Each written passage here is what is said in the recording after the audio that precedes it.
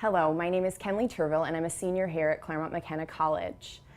We're here today as part of the President's Leaders Forum, and joining me today is Dr. Rukmini Banerji from Pratham, India's largest nonprofit and the recipient of the 2010 Henry R. Kravis Prize in Leadership. Welcome. Thank you. Please tell me a little bit about Pratham. We are a large group. We work in primary education in India. The word Pratham means first, or primary, or priority, and we think that having every child in school and learning well should be India's top priority. We do a number of different things. Very broadly, three kinds of activities.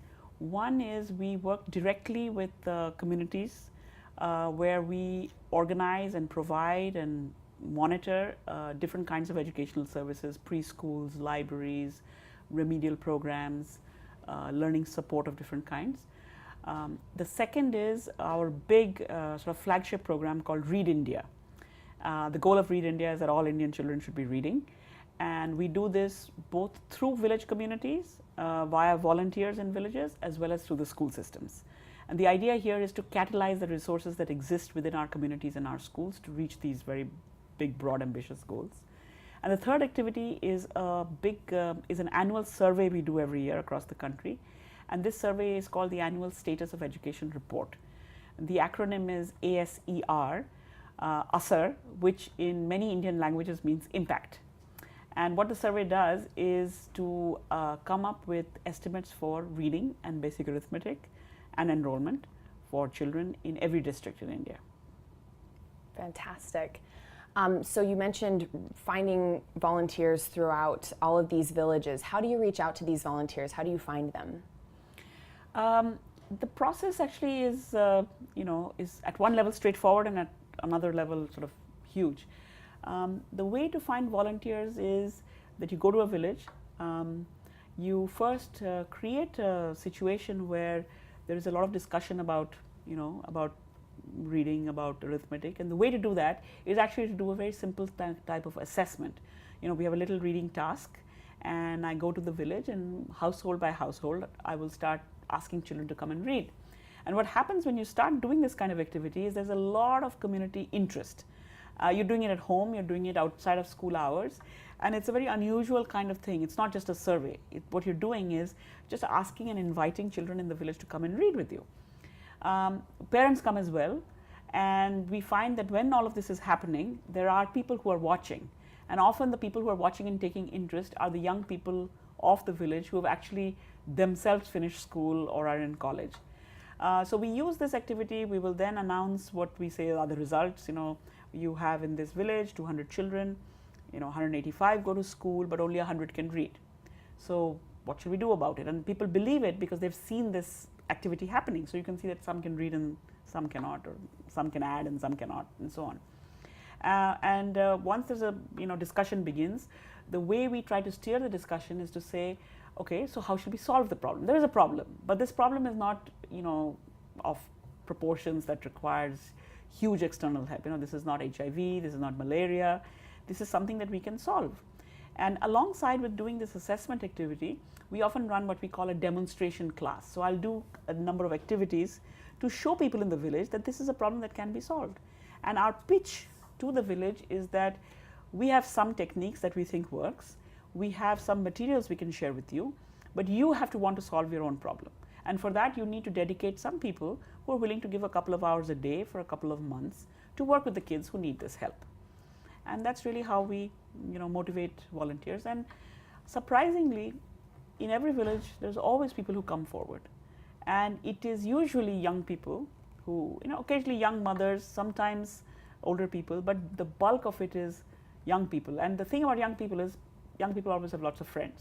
I'm not saying that old people don't, but so if you come along because you are really interested in helping children, your friends may not be that interested in helping children, but since you're coming, they feel, why not I come together? So it's not uncommon for a bunch of people to come together who are all friends anyway, and that gives the activity a greater purpose. Right.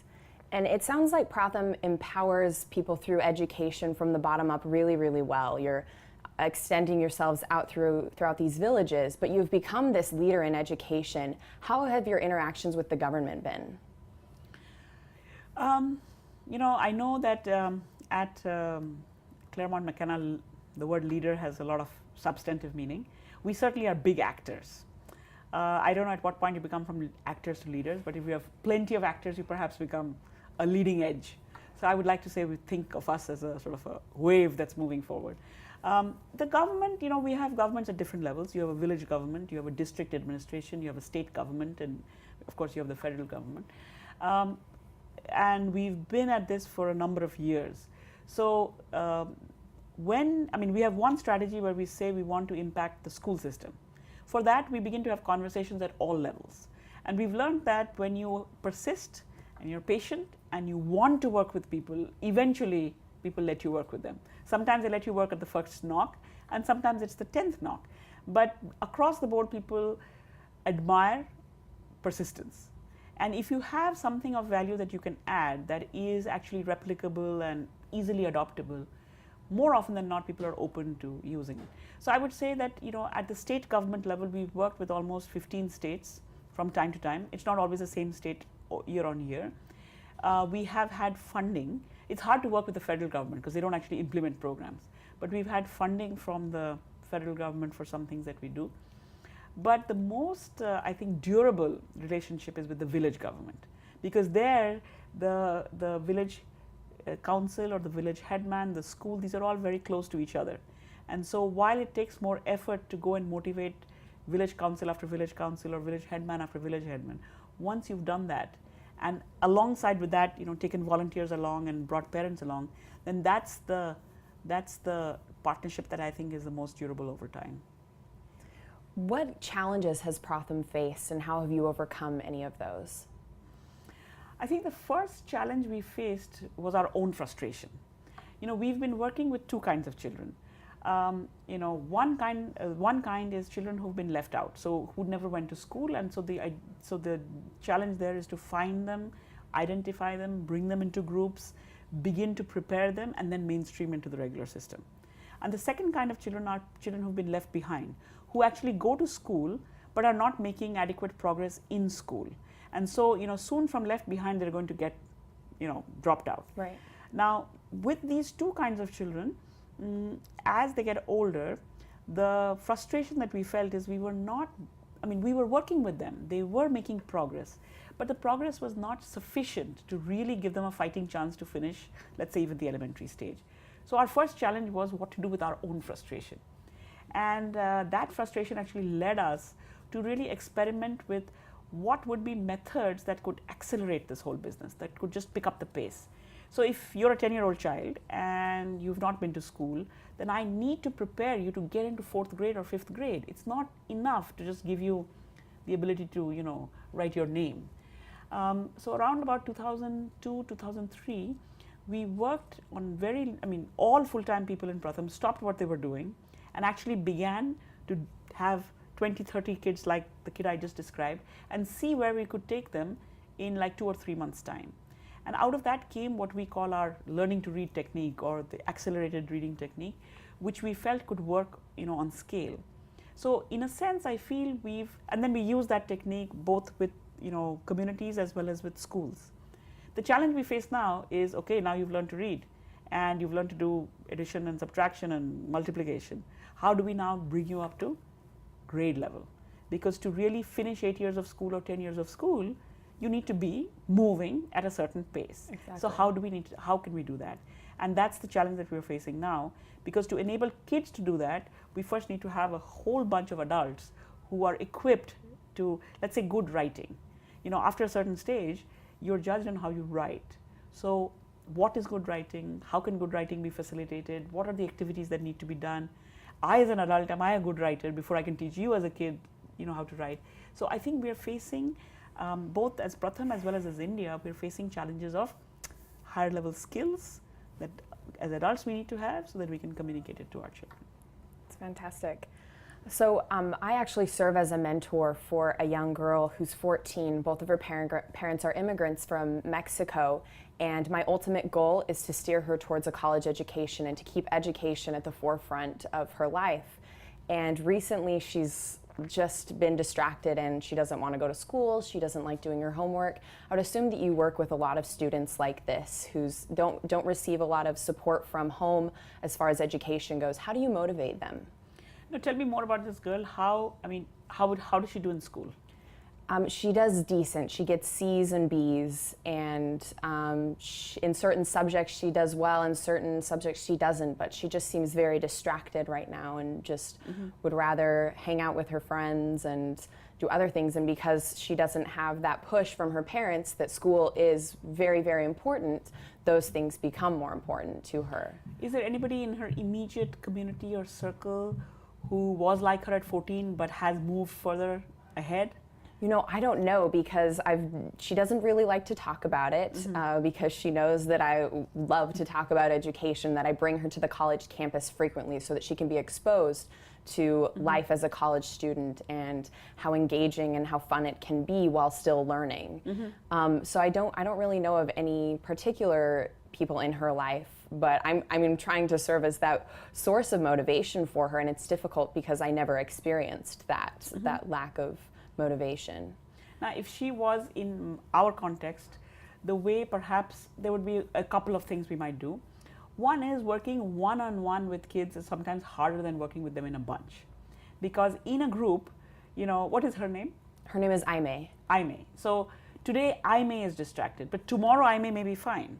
And today there may be somebody else in the group who would push Aimee. So you're pushing on one side. So let's say you are, one of the mentors in her life. Then she has a peer group, and in the peer group there will be always some people who are up and down, but the people who are up then kind of push a little bit the people who are down. The third thing we would do is we would have somebody like our village volunteer is sort of a success in his community. Success to the extent that he or she completed a cycle of schooling that the kids we are trying to help are behind. So that person serves almost like a role model to say that there is something beyond this. And because that person has 20 children with him or her, he's seen as a leader because he's kind of, and so I think you should continue to do what you're doing, but situating Aimee in a bigger group and understanding that group and finding a person like you but in her immediate circle may just help to push this thing along. Yeah, that's great advice. I hadn't thought of that. Do you have any specific success stories of students who participate in the education programs that Pratham offers and where they are today? Yeah, I can't tell you names of kids, but I was talking to some of my colleagues just before I left, and there's 4 or 5 people who work now at the city level in Delhi. And we were talking about when I got to know them. And 10 years ago, I used to head the Delhi program. And I was saying how simple life was then. And everybody had like a couple of groups of kids that they worked with. And one of these, my colleagues said, the kids that we were teaching in preschool then are finishing 10th grade now. And I said, wouldn't it be great to just go back to the class that you taught 10 years ago and actually go and trace the kids? Because if they've reached 10th grade, it would be so interesting to know what happened to them and how this initial and the women I was talking to were like these community volunteers at the time. They have risen to become city level leaders, and presumably their children have grown to be 10th graders. And somebody today at one of the sessions that we had with students said, are you thinking in Pratham of leadership of the adults? Are you thinking of leadership of the children? And I frankly hadn't thought about, and it could be that when we track these children, we'll find that they were leaders in their own way. In their growth from when they were in our little preschools to where they are today. Right, that's great. Do you think that different styles of leadership are necessary for different sectors? So you're in the nonprofit world. Do you feel that your role as a leader in the nonprofit world is different than somebody, say, in the private sector or in the governmental sector? Yeah, I suppose different sectors need, but I think different people also have different leadership styles. I'm sure even in the private sector, there are different people who lead in different ways. And I know that at Claremont McKenna, you've given a lot of thought to, so I'm very careful about saying anything about leaders. But I think that it's sort of, I think Mr. Kravis put it really well the other day. Somebody asked him this question in front of me, and I've been listening very carefully to what he says. And he says a good leader is one with a vision, and one who's able to carry people, with them. And I presume that in different sectors or in different parts of the same sector, you have different needs for, what it means to carry people along, what are the incentives that people have to be with you, and what kind of vision motivates, I think of all these unpaid village volunteers who are actually working for no money. There's clearly something that's motivating them. Right. And the thing that's motivating them is I think there are a couple of things. One is that maybe I should give you an actual example that might illustrate this.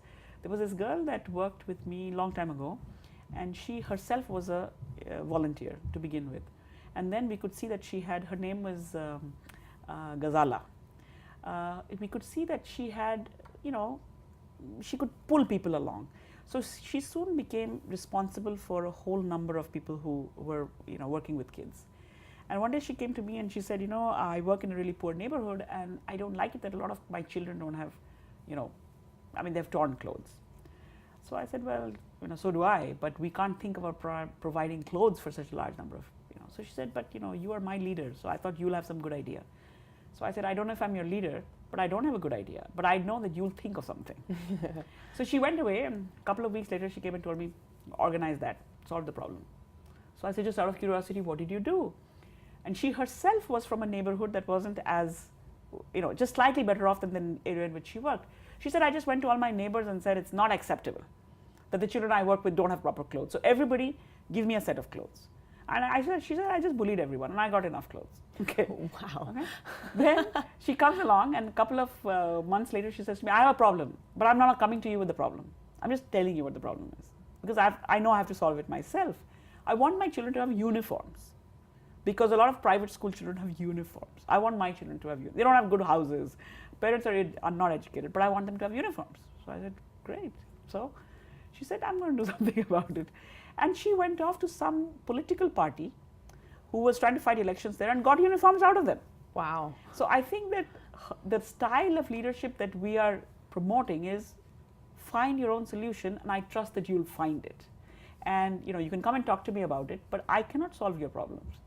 And I trust you and we have a vision that we want the best for our children, but I trust you that you have the enterprise and the energy needed to go off and do what you want to do. I don't know if that's leadership. I think it's a good strategy. I like that story. In my organizational development class, we talk a lot about how organizations evolve. Mm-hmm. And I'm wondering a little bit about how the culture of Pratham and maybe even the vision has evolved since it was founded in 1994, and compare that to what it is today. I think some of our, beginning principles with which we began are still pretty much the same. They were big, broad, kind of like bullet points. So one was that we will work, whatever unit we take to work in, we will want whatever we are doing to reach every child. So if I'm working in one neighborhood and I want every child there to be going to preschool, then I'll make sure that every child in that neighborhood, reaches preschool. Today, I'm not talking about neighborhoods anymore, I'm talking about states. But the vision has been quite the same, that whenever I take any geography, I need to think about every child in that geography. The second, I think, founding principle was that we will not create parallel systems. We have a school system or we have a preschool system, and that system is funded by citizens' funds, and therefore as a citizen it's my responsibility to also support the strengthening of this system, and we still continue to do that. Earlier we would do it at the neighborhood level, today we do it at a much larger level. The third is that whatever we do should be simple enough that ordinary people can participate, and whether it is the model of running a library or a preschool or whatever kind of program, if it has too many, if there is too much fine print, I find that if you're too rigid, then it's very difficult for people to participate. If you're open, if you have a couple of common things that people believe in, but you remain open, then you get in a lot more people who feel that they can participate. So, for example, people ask us, what are your political views? What are the political views of people in Pratham? So as Pratham, we don't have political views. You can have a political view as a person, but as Pratham, we believe that every child should be in school and learning well. And I think that also opens the gates to, greater participation and a greater feeling of ownership of the main mission. So very big, broad goals, couple of steps, and then freedom within this framework for those who are working to come up with the best possible, and a lot of review of how far we've come, and frequent rethinking about the path and the goals, but done kind of together, so that if we're going to change course, it's coming out of a conversation where it seems evident that some course changing is required. Right. So as the recipient of the Henry R. Kravis Prize in Leadership, Pratham received a monetary award of $250,000. What do you guys plan on doing with that money? Well, first, it was an incredible surprise and a big honor, and we were very excited, and we need to do a lot more internal discussion about what we want to do with it. But we've decided not to use this money to run our regular programs. We want to put it aside to actually think about leadership. How we do it, what will be actually the activities that we do, what will be our goals, we need to work it out. And one of the reasons I'm very excited about coming to Claremont McKenna is that I feel that you guys have done a lot in thinking about this. And you've done a fair amount, it seems, in actually working with people, both in your own communities as well as elsewhere, on how leadership can be conceived, how it can be promoted, and how it can be judged. And so from the conversations that I've had all day today, I feel there are a lot of ideas, and we need to really sit down and work out what would work for us. So we're looking to you for help. Good, good. How has your visit on campus been? What have you been doing exactly today? Well, I've been very busy, and it's been really fun, because this is the first time I've been to a liberal arts college, and it certainly seems like a very unique place. It is. In many different ways. So I met with the Kravis Leadership Institute people in the morning. I had some time with the president.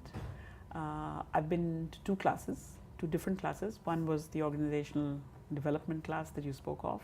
One was a South Asia history class, so very different perspectives. I had a very good lunch, and as they say, there's no free lunch, so I had to speak at the lunch. I'm having this conversation with you. Fantastic. But in every conversation, I think there's been a lot of things that I can take away. I'm also hoping, we are hoping as Pratham, that this visit is just a beginning, and that we'll be able to build links between the two, our organization and your institution, that will endure well beyond the Kravis Prize. Because we feel that we have a lot of young people who are doing a lot of learning, you have a lot of young people who are doing a lot of learning, and perhaps an exchange or internships that we can start off with, maybe start little this year and build on, could lead to productive results on both sides. It sounds like a very promising future. Yeah. I don't have any more questions. Oh wait, I sort of do. Do you have any questions for me? Yeah, I was thinking that as a senior, and it sounds to me like a lot of you and others have done more than college while you've been here. Knowing what you know about Pratham and knowing what you've done, how do you think that we could work together, students here and us there? What do you think are ways that would work for you guys? Well, when you said today, earlier you spoke of the data that you have. Mm-hmm. I think that would be fascinating as a student to receive real world data. We get to evaluate each other all the time in the classroom, and we learn all about college students, but to have real world concrete data, especially from another country, students from various disciplines, from psychology, from international relations, from government, students with various interests could utilize some of the data that you guys research and find, and conduct fascinating projects that could hopefully help to steer things in a different direction, or reevaluate how Pratham does certain programs. And as a student who traveled to India for a summer, I was funded by Claremont McKenna and with the Kravis Leadership Institute to spend a summer in India. I worked for a human rights organization. I think it would be a fascinating experience for any student to be able to go to India, to participate in these educational initiatives, to work in your office, while simultaneously experiencing a new culture. The culture in India is amazing and very fascinating, and that was an aspect of my time with my internship that I really loved was learning about the culture. And, just, having students as interns, it gives you a new perspective. College students were young, and some of our ideas will totally flop, but some of them could be very, very successful for you. So I think having some new eyes, some young eyes, different perspectives could really help your organization. I'm looking forward. I feel like there are a lot of people, at least this afternoon, that I felt would be interested in coming. I have a last question for you. There is a big focus on leadership at the college. What ways do you feel that it has sort of, you've absorbed that? And how do you think that coming here as opposed to going somewhere else has made a difference to this aspect of sort of your development here? I feel like we have a very hands-on education here. In a lot of the classes, we have speakers come in. It just isn't the professor up lecturing, writing on the wall, or writing on the board day after day. We'll have speakers come in. In a lot of my classes, I've gone on field trips. I have a brother who actually goes to a very prestigious institution, and I tell him of my experiences here, and he's always fascinated. You're going on a field trip as a college student, or you had this experience or that. And so I feel like it's the hands-on education that we receive.